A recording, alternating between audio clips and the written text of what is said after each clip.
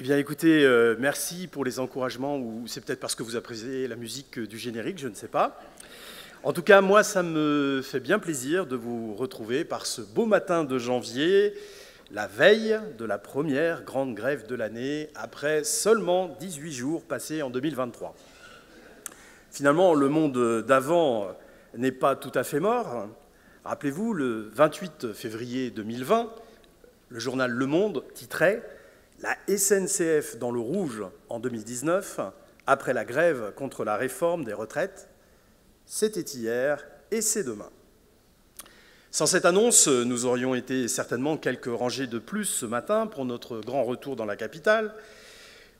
Plus nombreux à n'en pas douter, car il y a actuellement quelques 2357 établissements adhérents confirmés au SNEL, soit un peu plus que l'an passé et les chiffres évoqués par le secrétaire national.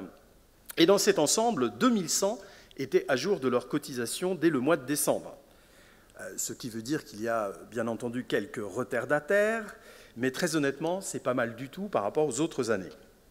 Je veux y voir le signe d'un intérêt fort pour une participation à notre Assemblée générale ordinaire, tout comme à notre Assemblée générale exceptionnelle, qui vise à modifier nos statuts, principalement pour affermir toujours plus l'expression démocratique dans notre OP, mais également pour créer la catégorie des membres associés, afin de donner une place plus importante à nos adjoints. Le SNEL évolue avec son temps, à l'écoute du besoin de ses adhérents. Après l'exposé de ces bons chiffres, je félicite tous les mandatés dans les académies pour leur engagement reconnu auprès de leurs collègues, ainsi que nos services nationaux, appui précieux pour chacun d'entre nous. Je ne doute pas que la conjugaison de ces deux dynamismes soit la clé de notre croissance régulière depuis quelques années, avec notamment, et nous nous en réjouissons, de plus en plus d'établissements du premier degré qui nous rejoignent. Alors les bonnes nouvelles ne sont pas légion, célébrons-les simplement dans la joie de nos retrouvailles durant ces 2 journées que nous allons partager avec plaisir pour réfléchir et trouver un souffle nouveau dans la poursuite de notre mission, toujours aussi belle, mais de plus en plus prenante. Un jour viendra où quelqu'un montera à cette tribune, homme ou femme, élu par ses pairs à la présidence, qui, en plus de se réjouir de la bonne vitalité de notre organisation professionnelle, se félicitera de l'année écoulée, s'enthousiasmera pour la rentrée à venir et vous transmettra des vœux dénués de toute anxiété. Ce temps viendra, il faut y croire, comme un printemps radieux, mais ce n'est pas aujourd'hui. En effet, depuis 2020, nous passons de Caribes en Scylla, d'une infection virale, planétaire, à une infection totalitaire s'attaquant aux frontières de l'Europe. Aux effets géopolitiques délétères, aux peurs que ces mots engendrent, notamment pour notre jeunesse, s'ajoutent des impacts économiques qui influent considérablement sur le quotidien de nos foyers, mais aussi sur celui de nos établissements. Mis à part quelques rescapés disposant de tarifs bloqués qui courent encore pour 1 an ou 2, la majorité des économies de nos établissements souffrent d'une inflation ressentie très importante, générée par la hausse brutale des sources d'énergie, à laquelle s'ajoute l'augmentation de la rémunération de nos personnels de droit privé, dans une dynamique volontaire et assumée, bien supérieure à celle des pouvoirs publics, afin de ne pas appauvrir les salariés de notre branche professionnelle. Ce surcroît de charges se combine, hélas, avec des flux démographiques négatifs pour le primaire, mais également pour le tout début du secondaire. Un malheur n'arrive jamais seul, même si ce dernier était prévisible et appelait à des transitions nécessaires à engager des années auparavant. Un peu comme cette réforme des retraites, dont on décrit la soudaineté, la brutalité, après avoir raboté ou réfuté toutes les précédentes. Alors, que faire devant l'urgence imposée par cette question économique? Quelles options restent possibles quand la FNOGEC nous alerte, après enquête, sur le risque de voir 1/3 des établissements de notre réseau en grande difficulté? La plus simple consiste à affirmer que charité bien ordonnée commence par soi-même. C'est vrai, après tout, si les autres n'y arrivent plus, c'est bien parce que pendant des années, ils ont vécu sans trop faire d'efforts. Un peu comme le renard dans la fable de La Fontaine, qui préférait avoir les raisins verts plutôt que de se donner le mal d'escalader la treille pour cueillir et savourer des fruits en réalité mûrs. Par exemple, combien de structures demandent encore des participations aux familles qui sont très en deçà de ce qui est nécessaire pour leur équilibre vital, avec un raisonnement dominé par la peur, sans comprendre que pour rendre un service, il faut se donner les moyens de le faire exister, et que la solidarité n'est pas là pour assurer l'ordinaire, mais pour garantir des services mutuels dans une juste péréquation et faire face à des situations exceptionnelles. Au vu de l'ampleur de cette crise économique, inédite pour l'ensemble des établissements, il est temps que de tels comportements irresponsables cessent et il convient de rappeler la finitude de toute organisation, même si l'une ou l'autre ne le conçoit pas. La réflexion sur notre maillage ne doit plus être une vague incantation. Mais attention, attention à ne pas former de raisonnements trop radicaux, car la charité n'est pas l'orgueil. Sinon, nous retournerions à cette description peu élogieuse faite par Bruno Pousset dans son ouvrage « La liberté sous contrat », lorsqu'il parle de l'enseignement libre avant l'adoption de la loi Debré. De fait, hier, il n'y avait que des établissements privés, plus ou moins rivaux, jaloux de leurs prérogatives, sans réelle coordination. En fait, charité bien ordonnée commence par soi-même signifie que la charité doit être présente dans le cœur de chacun afin qu'il puisse se montrer charitable envers son prochain. Il ne s'agit donc pas de s'aimer dans la vanité de soi, parce que je le vaux bien, comme le proclame une marque dont je n'ai jamais eu les faveurs. Pas dans la vanité donc, mais s'aimer pour ce qui est bon en soi. En l'espèce, pour un établissement, il s'agit d'aimer la qualité du service qu'il rend à la communauté éducative qu'il abrite, et ce faisant au territoire de vie qui est le sien, et bien au-delà, à toute notre nation. Oui, j'aime le projet éducatif de mon établissement, car il fait grandir en humanité les jeunes et les adultes qu'il accueille, et dans les pas du Christ, il contribue à construire une société où la charité et l'espérance ont toute leur place. Et pour participer à cette œuvre immense, il faut que mon établissement puisse disposer des ressources nécessaires à la propulsion de son projet afin de pouvoir aider ses voisins à faire de même. C'est ainsi que le SNEL continue d'affirmer que l'établissement est premier, qu'il lui faut disposer de son autonomie et des moyens nécessaires pour un fonctionnement serein, pour se développer également. C'est pourquoi nous ne militerons pas pour une ponction toujours plus à l'envi. Mais notre organisation professionnelle invite aussi chacun d'entre nous à être un acteur responsable pour rendre le réseau auquel il appartient plus solide, autrement dit, en pleine cohérence étymologique, à faire preuve de solidarité. La crise, la fin de l'abondance ne doivent pas nous désunir, mais nous inviter à repenser la solidarité en la faisant vivre selon 3 critères: la pertinence, la transparence, la sobriété. Pertinence. Quels sont les services mutuels dont nous avons réellement besoin? N'y en a-t-il pas à supprimer et d'autres à inventer dans un univers scolaire qui évolue dans un temps accéléré et qui absorbe toutes les modifications sociétales? Quels sont les fonds à abonder, mise aux normes, mise en sécurité, équipement d'urgence? Quelles sont les économies que nous pouvons faire? Suppression de certains doublons entre les DDEC et les UDOGEC, économie d'échelle entre plusieurs diocèses. Transparence. L'utilisation des fonds collectés au titre de la solidarité doit être parfaitement fléchée et ne pas se rendre au confluent des lignes comptables d'un fonctionnement qui s'entretient pour grossir. À ce chapitre, il en va de même pour les postes d'enseignement. S'ils sont les bienvenus dans la formation ou dans le suivi de l'accompagnement des professeurs en difficulté, ils ne doivent pas être déployés pour autre chose. Sobriété. L'argent des familles ne se transforme pas subitement dans un procédé magique en l'argent des établissements. Demander plus de contributions aux établissements, c'est demander plus de participation aux familles. J'insiste sur ce point, car la sobriété doit être partagée dans toutes les couches de notre bien-aimé millefeuille. Et oui, le fameux millefeuille, celui-là même qui avait défrayé la chronique en 2020. Alors, comme le thème de notre congrès est le plaisir, et au vu du contexte social, je me suis dit qu'un peu de légèreté dans la forme de ce discours de politique générale vous ferait du bien, tout en restant sérieux sur le fond, bien entendu. Permettez-moi donc de rétablir cette pâtisserie dans toute sa dignité. D'autant que mes collègues du bureau m'ont demandé d'arrêter avec Saint-Augustin, ils n'en peuvent plus. Alors, je vais arrêter toute forme de prétérition et m'en tenir à des images simples pour leur faire plaisir.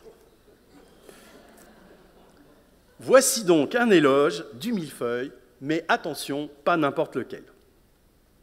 Le millefeuille est un gâteau dont la composition est assez simple en réalité, de la pâte feuilletée et de la crème pâtissière. Mais il développe une belle subtilité en associant le croustillant de la pâte avec l'onctuosité de la crème, en provoquant la réponse exaltée de la vanille au beurré du feuilleté pour vous procurer un plaisir gustatif à chaque bouchée.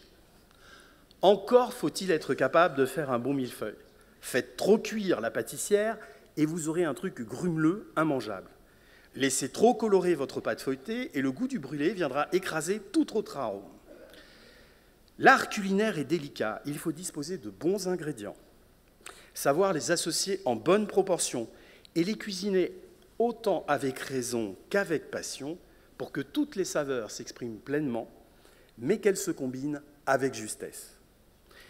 Et tous ceux qui se sont exercés sur le sujet admettront volontiers qu'un bon millefeuille nécessite un véritable sens de l'équilibre, une géométrie précise au service d'une esthétique aussi légère qu'harmonieuse.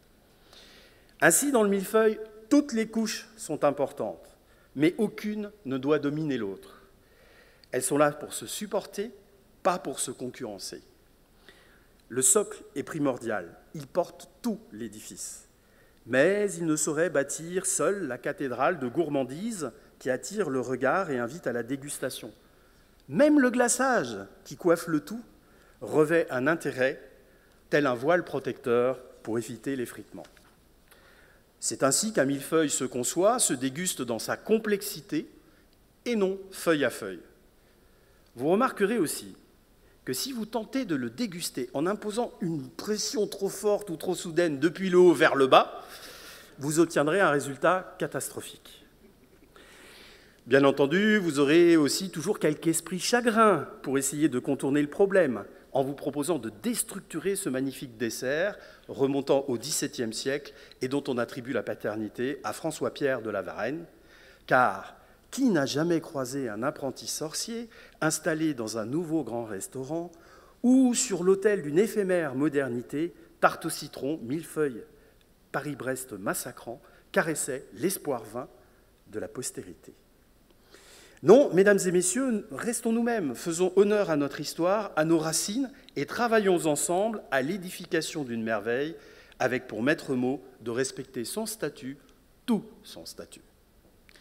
Aux établissements, aux diocèses, aux CAEC, de définir des strates équilibrées au service de l'œuvre commune en se rappelant la place et l'importance de chacune.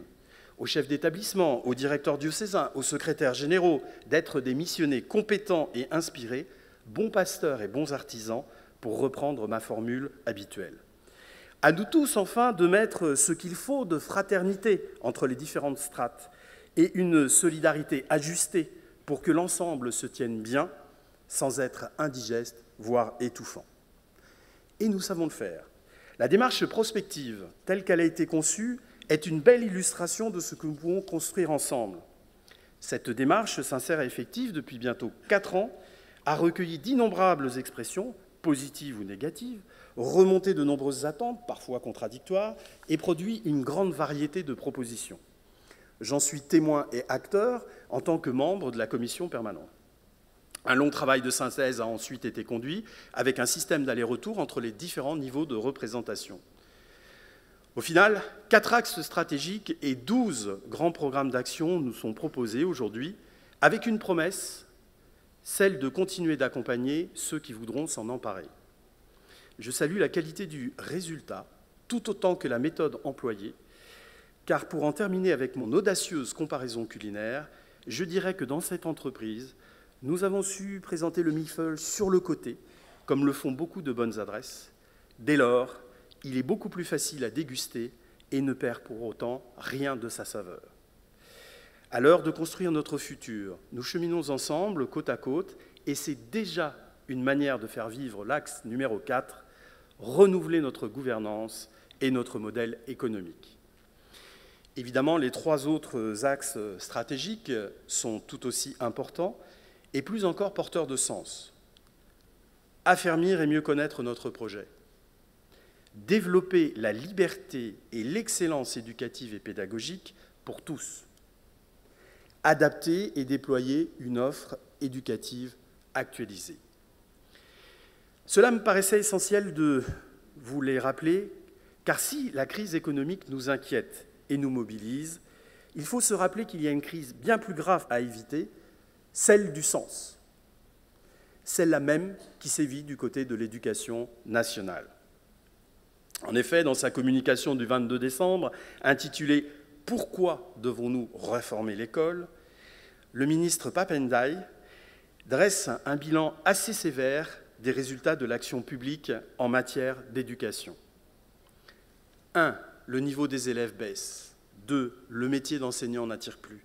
3. Les Français éprouvent majoritairement un sentiment de défiance vis-à-vis de l'institution scolaire. Notre ministre est très discret.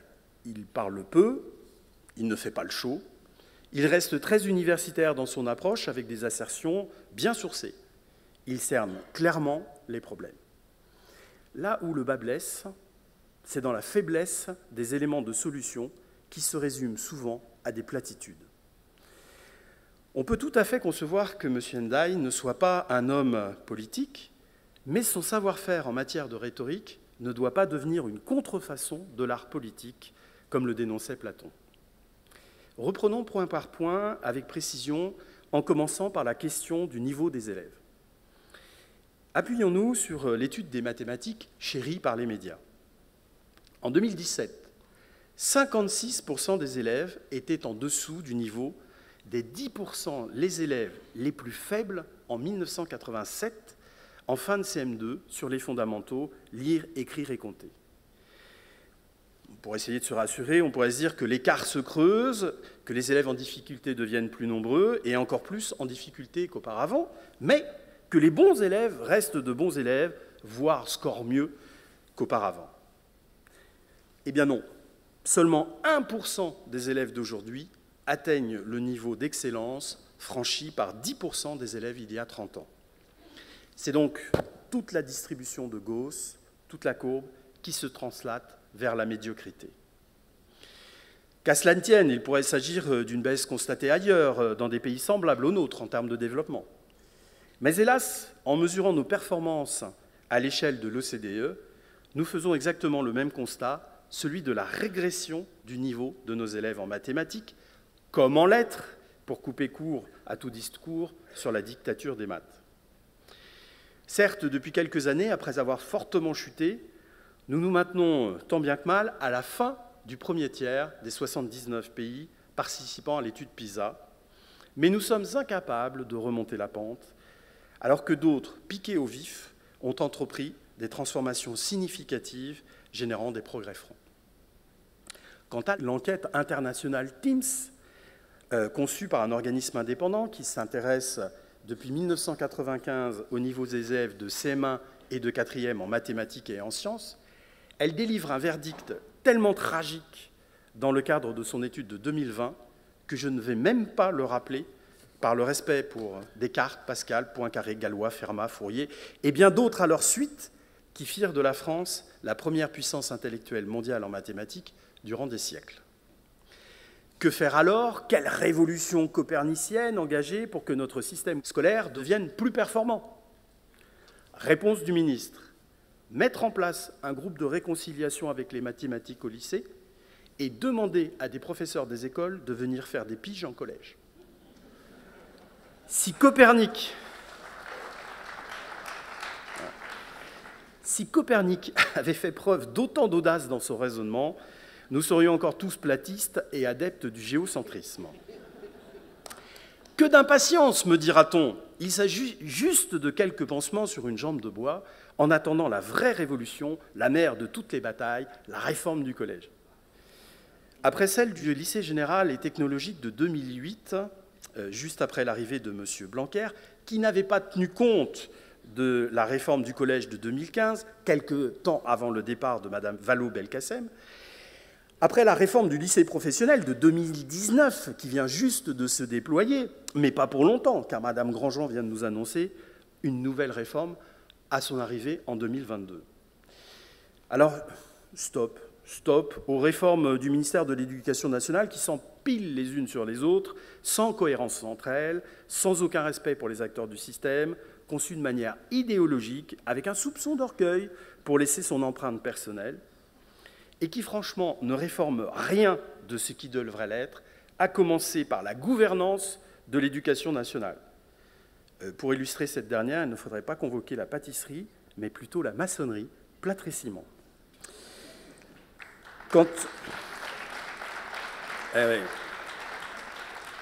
Mais c'est grave, parce que quand une organisation syndicale très éloignée du SNEL affirme que le ministère de l'Éducation nationale est devenu la plus grande enseigne de bricolage du pays, je ne peux hélas qu'acquiescer. Deuxième constat, le métier d'enseignant n'attire plus. C'est vrai. Les candidats sont 30 à 40% moins nombreux que dans les années 2000. Alors je ne vais pas m'étendre sur le détail des chiffres, vous vivez tous les jours les conséquences de cette désaffection. Mais petite question préalable, c'est quoi au fait le métier d'enseignant? Après tout, ce n'est pas si idiot que ça que de se poser la question quand on regarde le peu de temps consacré à leur formation initiale, pour peu qu'on arrive un tant soit peu à la stabiliser, parce que là aussi, c'est la valse à 1000 temps. Question encore, dans la mesure où l'enseignement public organise du speed dating pour recruter des contractuels à prix d'or, payés plus cher que des titulaires expérimentés, tandis que dans le même temps, on entretient la machine à alourdir les procédures dans l'enseignement privé sous contrat et qu'on paye ses suppléants avec un lance-pierre, en dépit du nouveau décret publié en février 2022 grâce à notre mobilisation. Question toujours, sur les 5 années d'études supérieures préalables à un concours qu'on n'est pas certain d'avoir et qui débouche sur une carrière avec un effet tunnel garanti, tant au niveau de la rémunération que des possibilités d'évolution.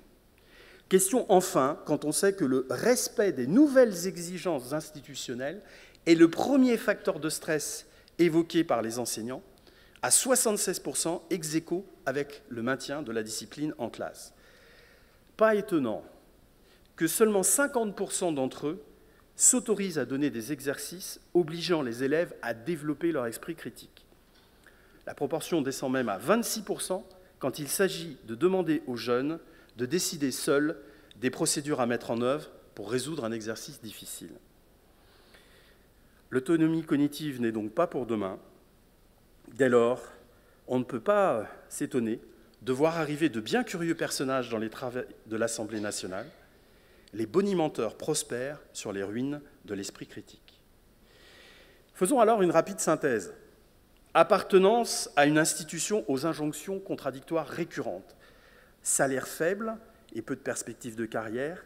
Espace d'initiative de plus en plus réduit. On comprend aisément qu'il y a moins de candidats. On comprend aussi, avec beaucoup de tristesse, que des professeurs titulaires jettent l'éponge alors qu'ils ne sont pas du tout défaillants dans l'exercice de leur métier. Ils ont simplement besoin de retrouver du sens dans ce qu'ils font. Alors on ne parle pas beaucoup d'eux, et pourtant leur nombre a triplé en 10 ans. Je crois donc que sur le métier d'enseignant, notre ministre serait bien inspiré de s'enquérir des propositions que le SNEL a faites lors de son petit déjeuner de rentrée au Sénat. Terminons le tour d'horizon proposé par le ministre en évoquant les 67% de Français qui éprouvent effectivement un sentiment de défiance vis-à-vis de l'école, selon un sondage effectué à quelques jours de la rentrée 2022. Les 3/4 des sondés pensent que le niveau se détériore et ceux qui sont parents d'élèves scolarisés actuellement ne pensent pas que l'école réponde à l'attente de leurs enfants, pas plus qu'elle ne les prépare à une insertion sociale ou professionnelle future. Quel échec, quel désaveu après 5 années passées à prôner l'école de la confiance. Aujourd'hui, force est de constater que le contrat social entre l'école républicaine et la nation est au point mort. Et ça ne me réjouit pas du tout. D'une part, parce que nous souhaitons sincèrement le meilleur pour l'ensemble des enfants de notre pays, dans la liberté du choix de leur école par leurs parents, qu'ils optent pour nos établissements ou bien ceux du public. D'autre part, parce que quand l'enseignement public va mal, il cherche bien davantage à dénigrer l'enseignement privé sous contrat plutôt qu'à s'améliorer.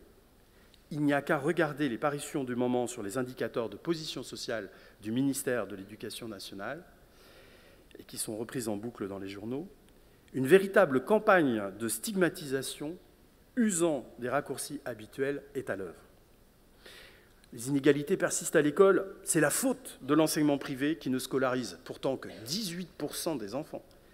Mais ces derniers, qui ont toujours des parents riches, même dans les territoires où il n'y en a pas, sont tellement performants scolairement qu'ils déséquilibrent toute l'œuvre éducative du pays. De qui se moque-t-on? Quand les Québécois, qui ne sont pas avant-derniers comme nous au classement Teams de 2020, voilà, je vous l'ai dit, cherchent à comprendre comment faire pour faire progresser leur système éducatif, ils vont observer ce qui se passe en Finlande et découvrent une autre manière d'évaluer à l'école primaire et s'en inspirent. En France, quand le ministère de l'Éducation nationale fait le constat de l'échec de son action, très désordonnée et peu inspirée, il cherche à tordre la réalité pour convaincre l'opinion publique que les causes sont à rechercher ailleurs. Je conclurai mon propos avec une image empruntée au National Geographic. C'est une belle image qui m'a beaucoup interpellé. Certains d'entre vous la connaissent certainement. Voilà, je vous propose de voir le monde tel qu'il est vraiment et pas tel qu'on nous propose de le voir. Je vous propose de continuer à cultiver notre esprit critique et bien au-delà à le transmettre aux jeunes générations. Le monde n'est pas si noir, l'espérance y a encore toute sa place, le blanc n'est pas toujours surpassé par le sombre. Je vous propose aussi que quand les territoires deviennent arides, que les circonstances sont très difficiles, de rester unis, solidaires, et de ne pas se réduire à la part d'ombre qui est en nous. Je vous propose aussi de continuer de cheminer ensemble et d'essayer de construire un futur qui soit prometteur pour nos enfants. Et je vous assure que le SNEL, dans ce cadre-là, sera toujours à vos côtés. Merci à tous.